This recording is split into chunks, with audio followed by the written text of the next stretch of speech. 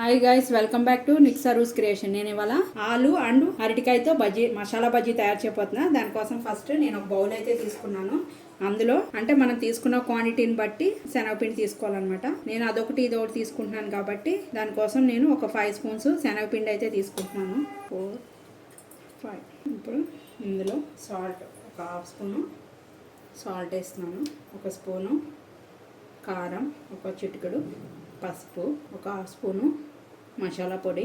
ఏంటంటే మనం శనగపిండి చేస్తున్నాం కదా, శనగపిండిది కొంచెం స్టమక్ అది అప్సెట్ అవ్వకుండా ఉండటం కోసం అని చెప్పి ఒక స్పూను, చిన్న స్పూన్తో ఒక స్పూను వామ్ కూడా వేసుకున్నాం అనమాట. ఇప్పుడు ఇందులో ఒక half spoon baking soda. First ఇవన్నీ కూడా ఇందులో మిక్స్ అయ్యేలాగా పొడిగానే ఇలా కలిపేసుకోవాలి ఫస్ట్. ఇప్పుడు కొంచెం కొంచెం వాటర్ యాడ్ చేసుకుంటూ మనకి బజ్జీల పిండిలాగా కలిపేసుకోవాలి. లమ్స్ అన్నవి లేకోకుండా మొత్తం కూడా ఈ విధంగా కలిపేసుకోవాలి. పిండి అయితే ఈ విధంగా ఉండాలి. దీన్ని పక్కన పెట్టేసుకుందాం. డీప్ ఫ్రైకి ఆయిల్ పెట్టుకుందాం. కళాయి పెట్టేసుకొని డీప్ ఫ్రైకి సరిపడా ఆయిల్ ఇందులో పోసుకోవాలి.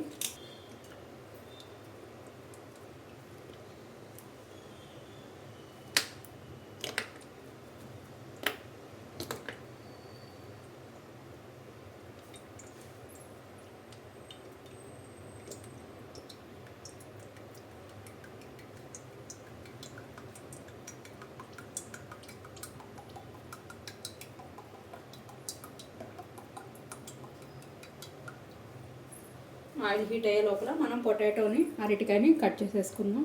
చూడండి, పొటాటోని అరటికాయని ఈ విధంగా అయితే పీల్ చేసేసుకోవాలన్నమాట. పీల్ చేసుకుని దీన్ని కట్ చేసుకోవాలి. బాగా పలుచగా కట్ చేసుకోకూడదు, అలానే బాగా మందంగా కూడా కట్ చేసుకోకూడదు అనమాట. ఈ విధంగా ఇంతే థిక్నెస్తో కట్ చేసుకోవాలన్నమాట. కట్ చేసుకున్నాయి ఇలా ప్లెయిన్ వాటర్లో వేసుకోవాలి. అప్పుడు బ్లాక్ కలర్ రాకుండా ఉంటాయి అండ్ ఆలు కండ్రవి రాకుండా ఉంటాయి అన్నమాట. ఈ విధంగా కట్ చేసుకున్నాయి ఈ విధంగా వాటర్లో వేసేసుకోవాలి. ఎప్పుడన్నా బాగా వర్షం పడినప్పుడు, క్లైమేట్ చల్లగా ఉన్నప్పుడు వేడివేడిగా బజ్జీలు తినాలని ఉంటుంది చూసారా, ఆ టైంలో వేసుకోండి. 15 మినిట్స్లో అయితే బజ్జీలు రెడీ అయిపోతాయి. ఇది కూడా అంతేను, మరి పలుచగా కట్ చేసుకోకూడదు, అలానే మరీ థిక్నెస్గా కట్ చేసుకోకూడదు. ఈ విధంగా అయితే కట్ చేసుకోవాలన్నమాట.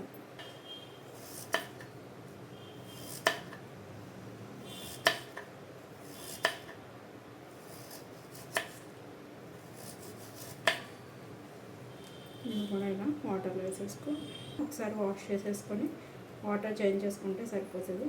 ఆయిల్ కూడా హీట్ ఎక్కిపోయింది. ఇప్పుడు ఇందులో ఒక గుప్పుడు పల్లీలు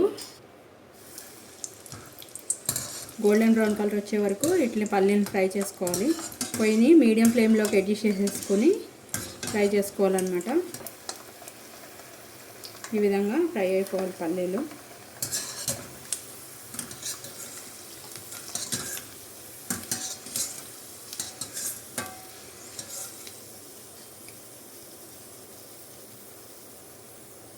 బ్యాటర్ కూడా ఈ విధంగానే ఉండాలన్నమాట. వాటర్ అన్నది యాడ్ చేసుకోలేదు. మనం ఒక్కొక్క ఆలు తీసుకొని కట్ చేసుకున్న ఆలు ఉన్నాయి కదా, ఇందులో డిప్ చేసుకోవాలి.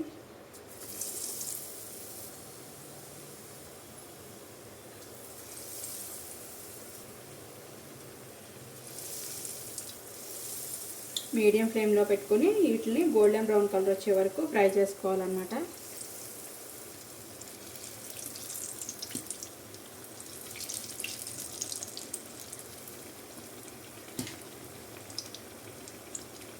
టూ సైడ్స్ కూడా గోల్డెన్ బ్రౌన్ కలర్ వచ్చే వరకు ఫ్రై చేసుకొని వీటిని తీసేసుకోవాలి.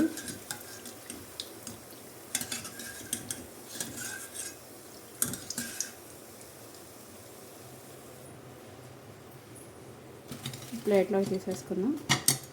ఇప్పుడు ఇలాగే అరటికాయ బజ్జీలు కూడా ఫ్రై చేసేసుకుందాం.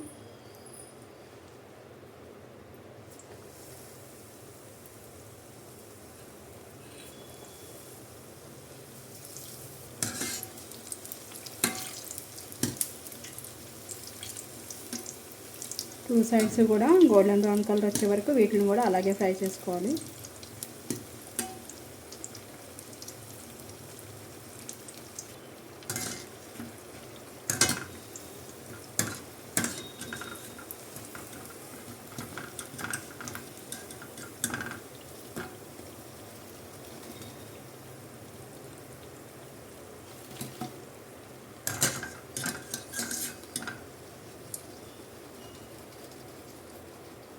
ఈ విధంగా బజ్జీలన్నిటిని కూడా ఫ్రై చేసేసుకోవాలన్నమాట.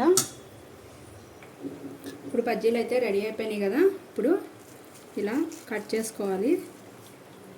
కట్ చేసుకొని ఇందులో ఫస్ట్ కొంచెం ఆనియన్స్,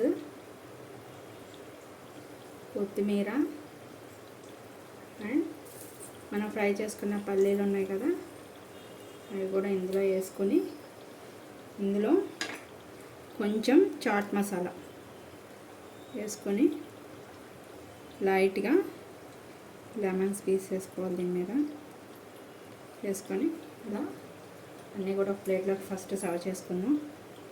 ఇప్పుడు పైనుంచి కొంచెం సేవ్